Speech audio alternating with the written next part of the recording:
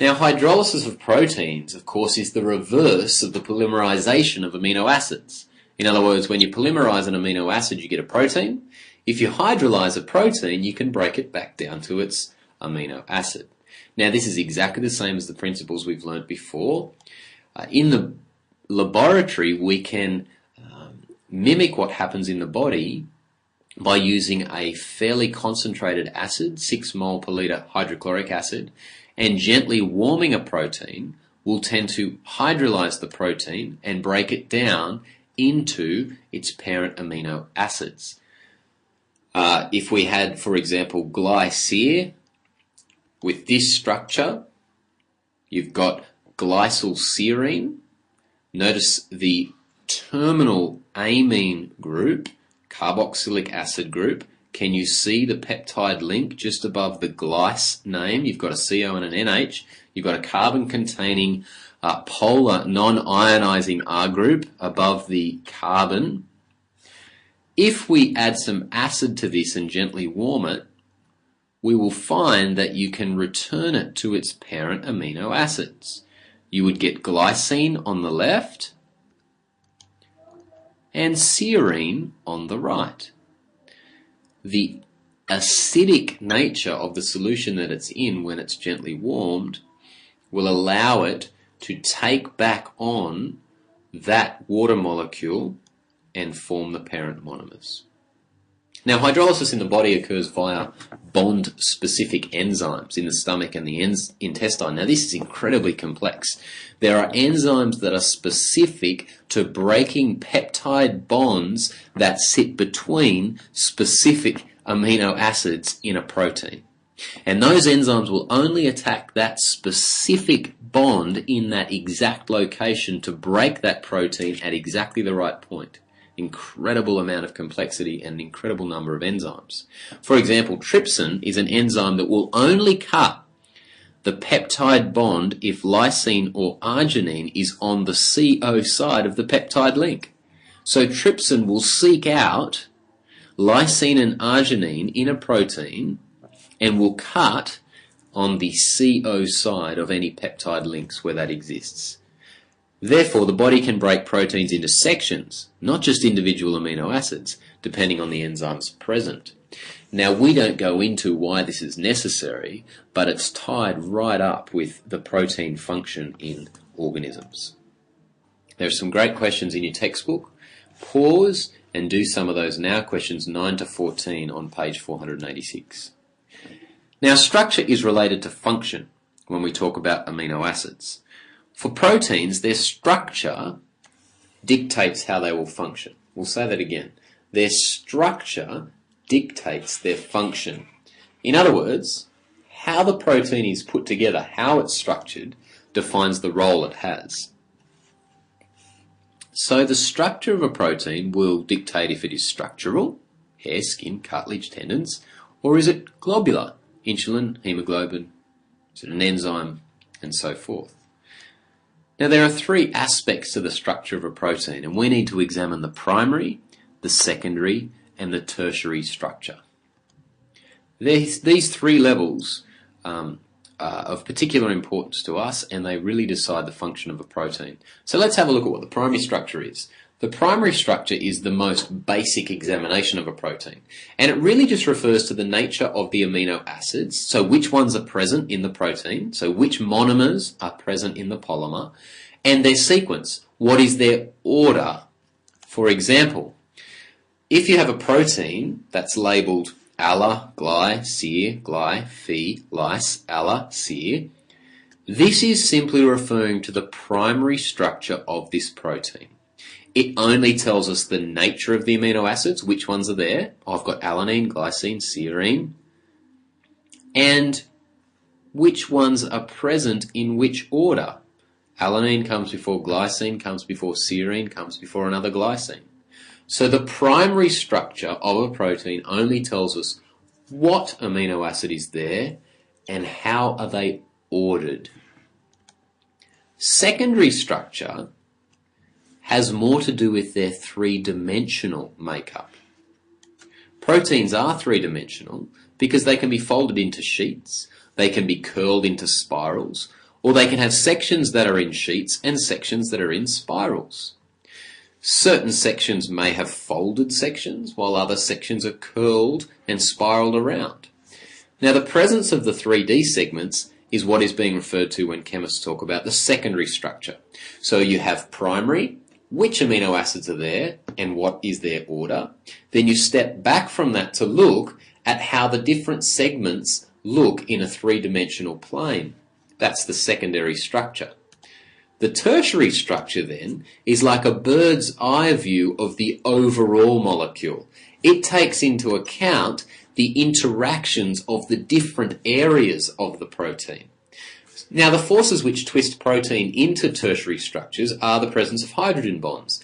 If you have some R side chains that are very rich in hydrogen bonding, they're going to hydrogen bond with neighbouring sections of the protein and perhaps cause a section to fold into a sheet or to spiral around another section. But this won't be true of the whole protein. So a tertiary examination will make note of the areas that do have hydrogen bonding and are spiralling or folding into sheets and pleats. There may be ionic attractions if you have some Zwitterion action in the R groups. So a tertiary examination will examine which parts of the overall molecule are exhibiting ionic attractions. There are going to be dispersion forces present. Remember, dispersion forces are present in all molecules, and these will play a part in that structural component of a protein molecule. Finally, there are sulfur-sulfur links.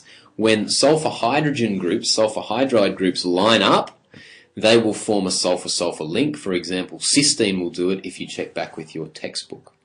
So the primary structure is simply what amino acids are there and what is their order. The secondary structure is, are there three-dimensional sections of the protein? And if so, what is their nature? And the tertiary structure is the bird's eye view, the whole molecule view.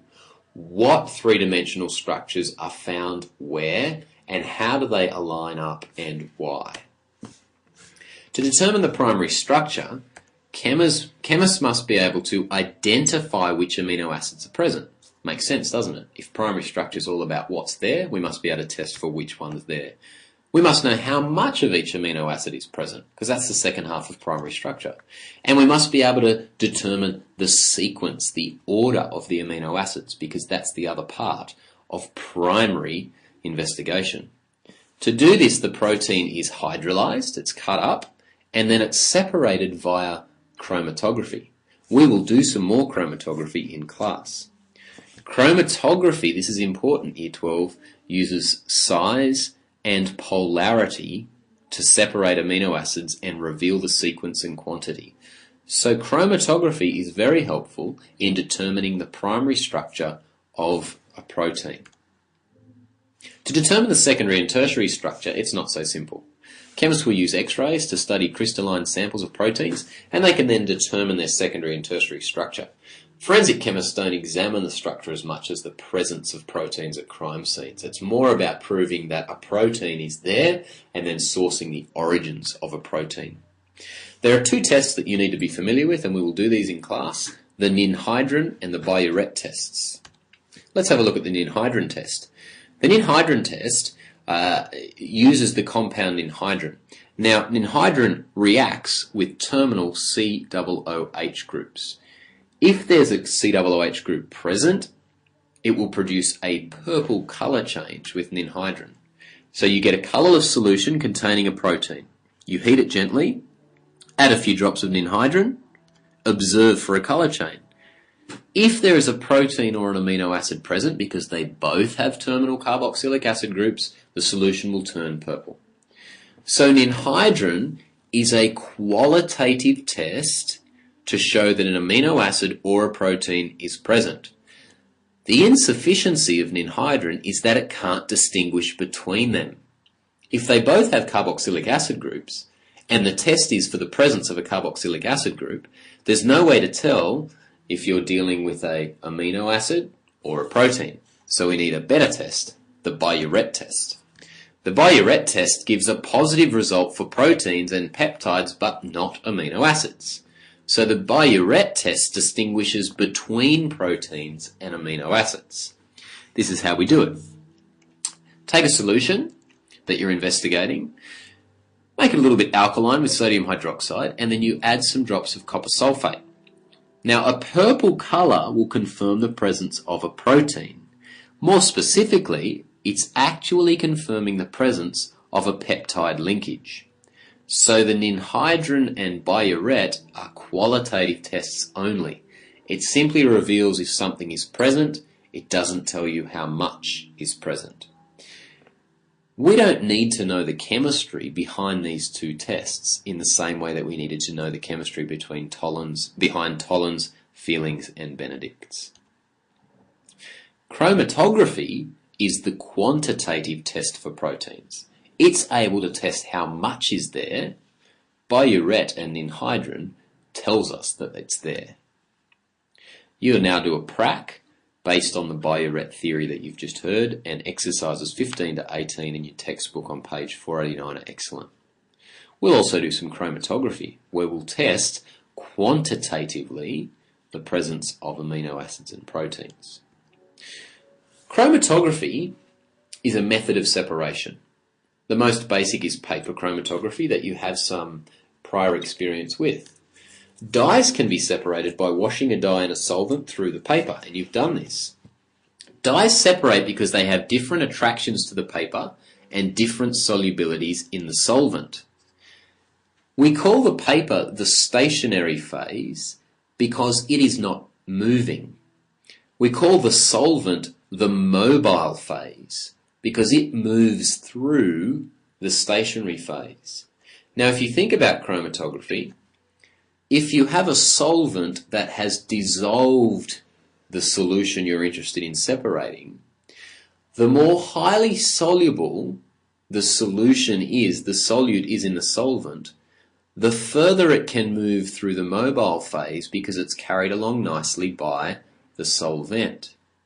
Likewise, the less affinity that the solute has for the stationary phase, the further it will move with the solvent before it gets caught by the stationary phase or the paper.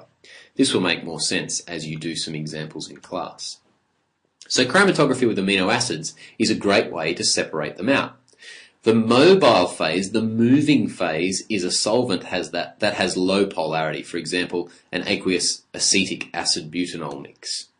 The stationary phase is a very polar paper. So you need to remember this. In chromatography, paper is the polar stationary phase. It's highly polar. Now, amino acids will move through at different rates due to their differing polarities and solubilities. We've already seen that all amino acids in solution are going to form zwitterions. Depending on the pH of that solution, we can manipulate their polarities, and because they're so different with their R side chains, with different levels of complexity, they're going to have different levels of solubility in the solvent. So, less polar amino acids will travel further because they're less attracted to the polar paper. More polar amino acids will actually only travel a very short distance. Why? Because they're both attracted to the paper, and because like dissolves like, if they are dissolved in a low polarity solvent, they will not dissolve very well, so they will fall out of solution very easily and get caught up in the polar stationary phase. If you read page 492 in your textbook, this will become very clear for you. Electrophoresis is another test for the presence of proteins and amino acids. Now, you did some electrophoresis with the forensic lab that came through SCATS. It's another form of separation. This time it separates substances according to their size and polarity, not their solubility and polarity. Now, gel electrophoresis is the most accurate and common form in forensic analysis, and it tends to be used a lot with DNA. You've seen this kind of apparatus before. You have a positive and a negative electrode. You have an agar gel submersed in a solvent, and you have little wells, and there is a gel that your solution of interest needs to pass through. If you go and read page 493 in your text, some more information will be given here. This is what happens. Due to the ability of amino acids to form zwitterions in solution, they're susceptible to manipulation by pH. Now you need to know how pH manipulates amino acid, and it's very, very straightforward if you read page 494 in your textbook. As a basic overview, just think about this. If you raise pH so that you have an alkaline solution, a zwitterion in solution will tend to donate its proton and form an anion. So in electrophoresis, in an alkaline solution, amino acids will tend to migrate to the positive electrode because they're negatively charged.